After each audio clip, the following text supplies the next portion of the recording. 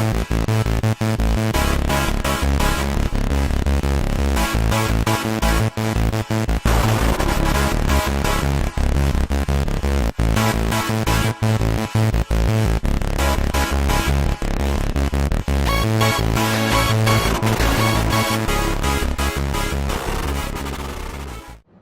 everyone, Jacob from Initiative Tabletop here, and I want to talk to you about a game called Island Fortress. Island Fortress was designed by Frostforge Games, powered by Game Salute, and is for 2 to 4 players and takes roughly 45 to 90 minutes. In the game, you are all architects that are petitioned by Governor Cortland Hanson on Olcott Island to build Fort Aldenford. Do you have what it takes to build the fort faster than anyone else and to get the most glory? Well, let's find out as we look inside, huh? Before I go into talking about everything about how this game plays, I want to show you something. See, as you open up the box, you pull out the rule book and all the boards. This box has a really nice storage tray in it. Holds everything very well, and they include bags, which is extremely handy. So this is the setup for Island Fortress. As you can see, we've got 2 region boards here. These are our taskmasters in each player's color. Each player has a player board, a set of cards, which this deck of cards that they have has 5 each. A treasurer, taskmaster, a recruiter, a planner, and a builder. And on the back of their cards they all have different abilities. You also have your scoreboard, and then the money in the game. We have jade. You have 2 denominations of jade. You have the single denomination, which is a really small kind of clear green cube, and then the 3 denomination, which is a much larger square green kind of clear cube. You have laborers and your convicts, and as you can see there's quite a big difference in the size here. The smaller one is your convict, the larger one's your laborer, and these are what you need in order to put the bricks on the wall. Speaking of that, you have your blocks, and each block has a marker on it. As you can see, like right here, this little design is the same design that is on the player board right here, and then also at the top of the player cards. And then we also have the governor's block. The governor's block is the same symbol that's on the first player marker. We have buyback tokens. Whenever you play an action, if you have these, you can use them to buy back your action and do another one. And then we have treasure and fortifications. These are your favor cards. At the beginning of the game, everybody gets 5 of them.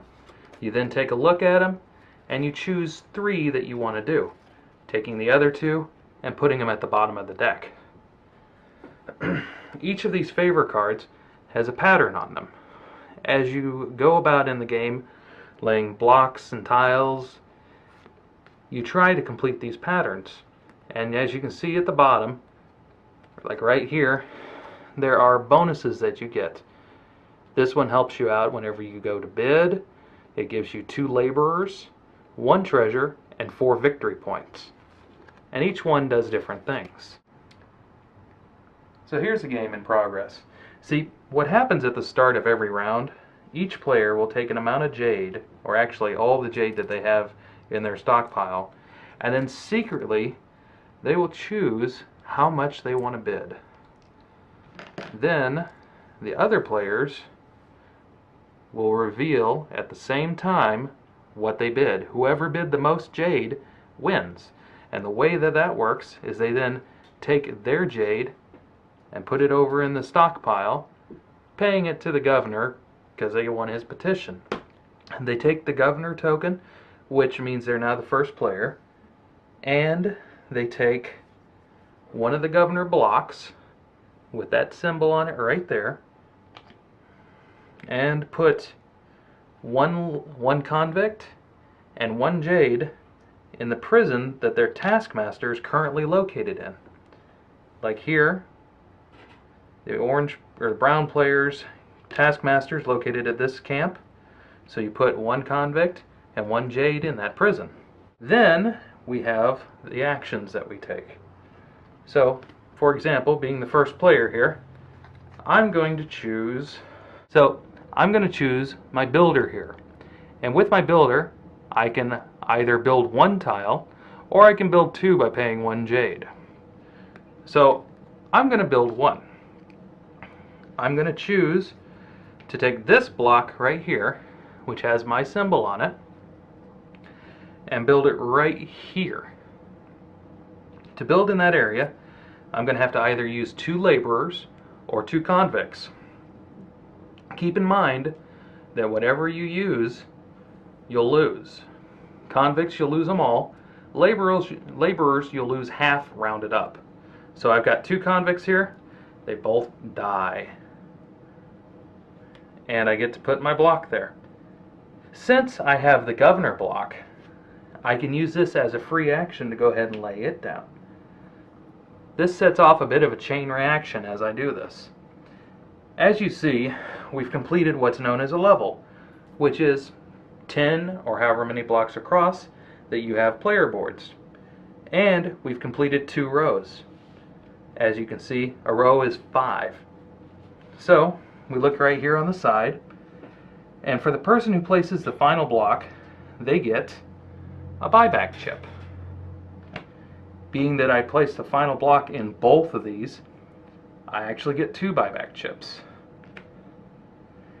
And I have the majority in this row, being 3 and my opponent has 1.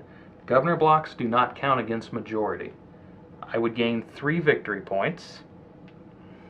Over here, my opponent, who is the green one, has 2, I have 2, and the governor has 1, which means we both would gain 3 victory points as well. Then you look across the level to see who has majority. Well, I happen to have 5 here. My opponent has 3, which gives me 1 treasure. Every time in the game you gain treasure, you gain a victory point. After you play a card, this will continue until all players have played 3 cards or 3 actions. Building, adding new tiles, getting laborers and convicts, getting more jade. And if you happen to play a card, like let's say that I've played these, and I use one of my buyback chips to buy back my builder.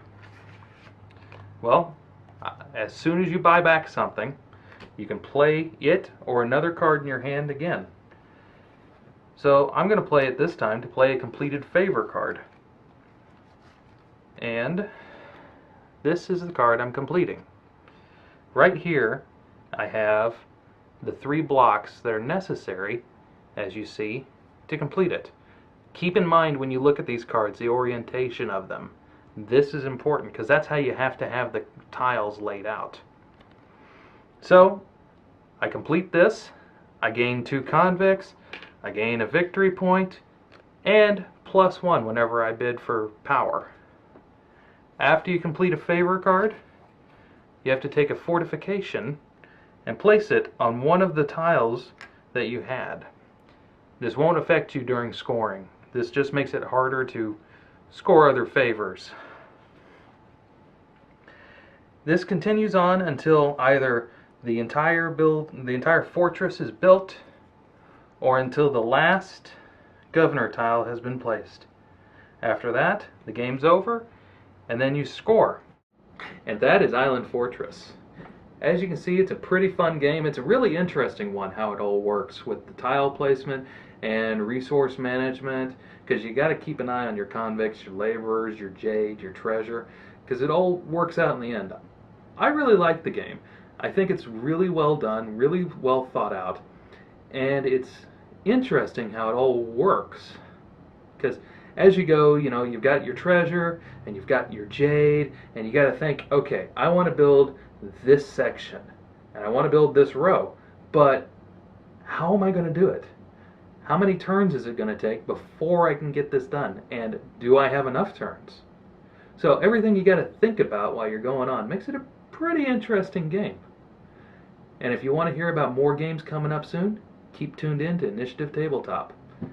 And may the dice roll in your favor.